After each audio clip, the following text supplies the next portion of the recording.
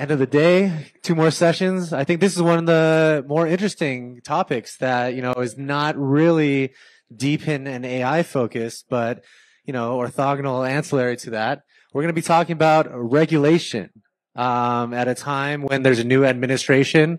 There's a lot of new wins for the crypto sector, from Coinbase to Robinhood to Uniswap. A lot of news in the regulatory space lately. So, we have Salah here from the Blockchain Association, to share a little bit about what's going on in DC. So let's just start by having you introduce yourself and the Blockchain Association. Of course. Thank you, Larry, and thank you, IoTeX, for having us. So I'm Salah. It's nice to meet everybody. I am the Policy and Legislative Analysis Manager over at the Blockchain Association. We are a industry group. We represent over 100 of American digital asset and blockchain companies, and we advocate on their behalf and help craft pro-innovation policy and regulation. There's a key difference there, so that developers, investors, and all the stakeholders of the space can continue to do what they do with clarity and safety.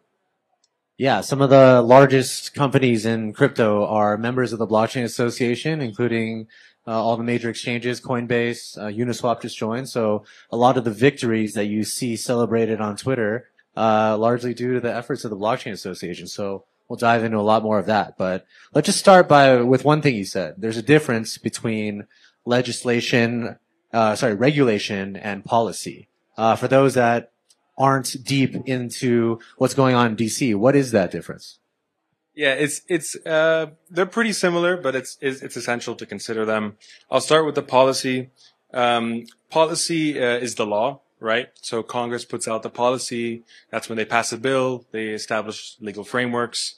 It's then up to government agencies to then interpret and implement that law through regulation. And so an interesting way to see it is if the policy is sort of like the foundation, and then the regulation is sort of the house built on top of the foundation. And interestingly, the regulation can sometimes misinterpret the policy, or agencies can overreach, and that's where legal challenges happen. And so Blockchain Association, what we do is not only do we help craft policy, but we also comment on proposed regulation, and if necessary, litigate against bad regulation if it's finalized. That's really, really helpful. So just to clarify what we're going to be talking about during this chat. So, one thing I think the audience has a lot of questions about is just in the past few months, right? We've seen a new administration come in. We've seen change in leadership at the SEC, the CFTC, other kind of legislative bodies. What are the major changes to be aware of, and how do you think these changes impact regulation and policy? Yeah, you're completely correct. That change, it's like an entire vibe shift completely in the city. It's a great time to be in crypto policy in DC right now. And it's a lot of it owing to the change in administration and also this fresh new Congress. There's just more of a willingness to work hard at getting things right on the policy side, and just so much more opportunity for dialogue. And we've really felt that shift, and a lot of our work, at least compared to what was under previous administrations, has shifted away from a more reactive approach towards a more proactive and maybe even like an offensive approach. And it's been great. So one of the great things, for example, just this past month, we were able to go in and speak with the SEC's newly formed crypto task force. And we were able to just go back and forth about the different issues that are top of mind for them. And we continue to encourage our members and the broader industry as well, to just trust in this new administration and these new regulators. They want to get it right. They want to have a dialogue. They're not going to bring you in and then meet you with an enforcement action after learning a few things. Now is the time to really foster that dialogue and work together to really build a framework that'll provide us with clarity moving forward. Yeah, whether it's opening dialogue or taking that offensive, the Blockchain Association is driving a lot of initiatives kind of in parallel. Earlier this year, the Blockchain Association released its digital asset market structure principles, which is a really big topic on the Hill right now. what the stable coins are a really big focus in DC, especially in the first 100 days of the new administration. And just today, you guys hosted a fly-in with some of the leaders in the DeFi space regarding the DeFi broker rules. So maybe you could just summarize what's going on across these, three major bodies of work that you guys are spearheading. I'll try my best because there's a lot going on there. I'll start with market structure. Market structure legislation really came about after events like the collapse of FTX. Congress began to think more about what it meant to regulate exchanges and regulate token issuances. And so it's a very big and complicated framework, but the key takeaway is it would give us so much clarity and guidance on how developers and all stakeholders in the industry can really operate with clarity.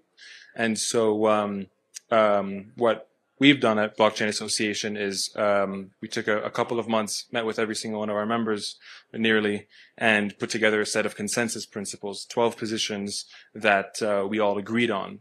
And we're using these principles sort of as the guardrails, meaning if any sort of proposed bill on market structure legislation doesn't meet any of these positions, we will likely advocate against it.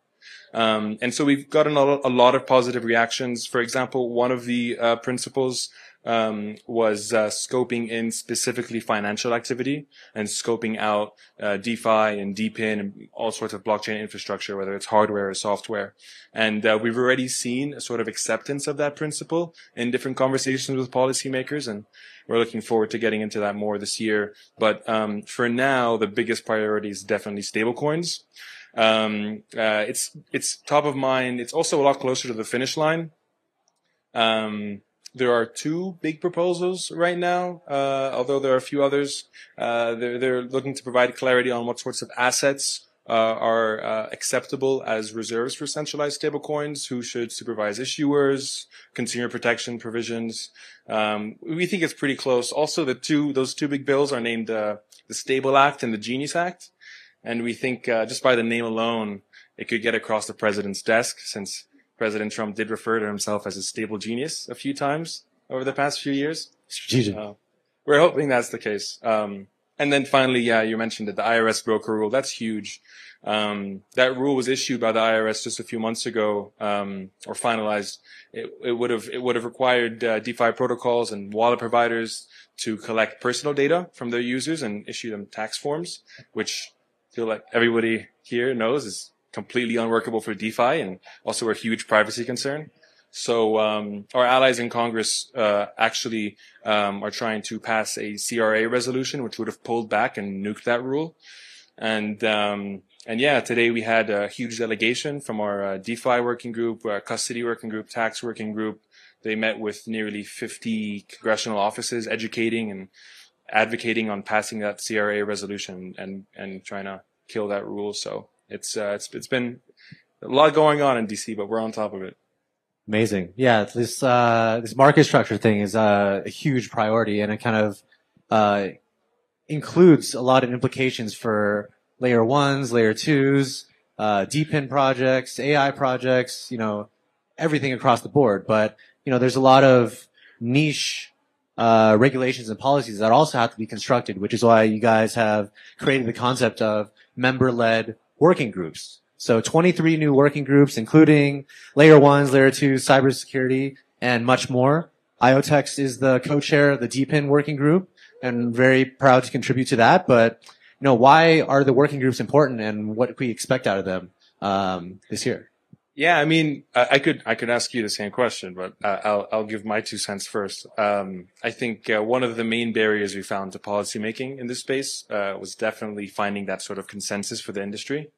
Through these working groups, we're hoping through the member-led, member-driven efforts, we can build that consensus, and that just makes our lives so much easier when we can go to Congress and provide this united front.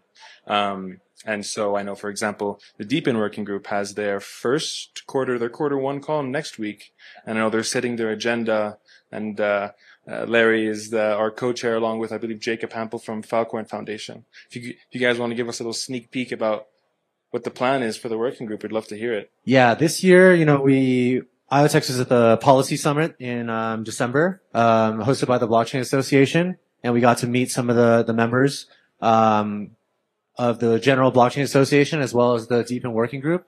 I think the consensus around the industry is there has to be a proper taxonomy defined about, what DePIN is and what DePIN isn't.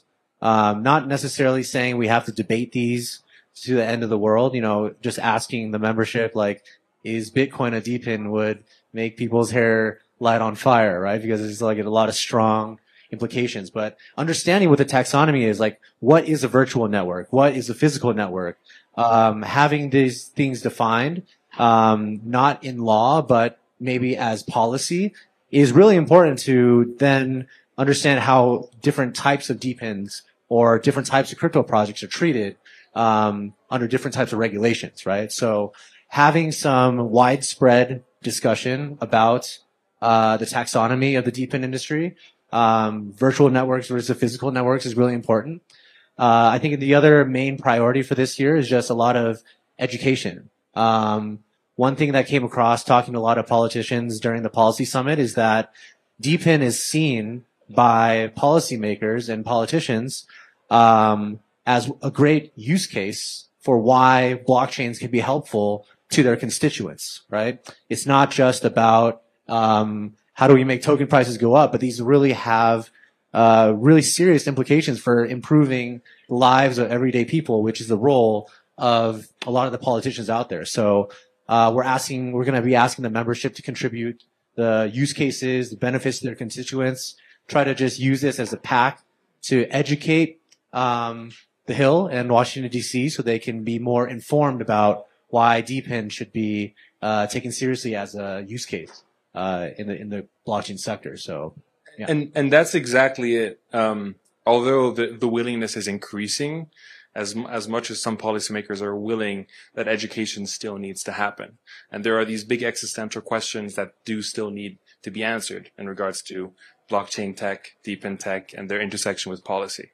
And so bringing the industry together under you and Jacob's leadership to answer those questions so that we can take that to the Hill and be like, hey, these are the answers the industry came up with. Let's work together to see how this works on a policy end is exactly what's going to get us to the best possible outcome.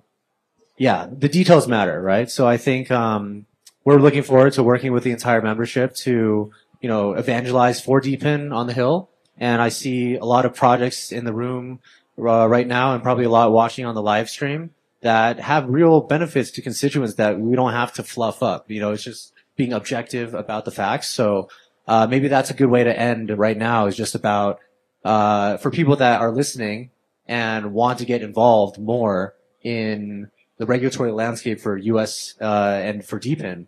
What would you say? Besides, how would people join kind of the BA?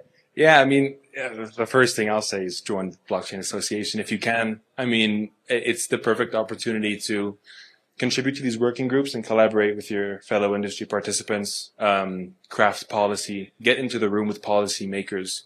But also we all have our individual roles we have to play in this story. Reaching out to your representative in Congress still works.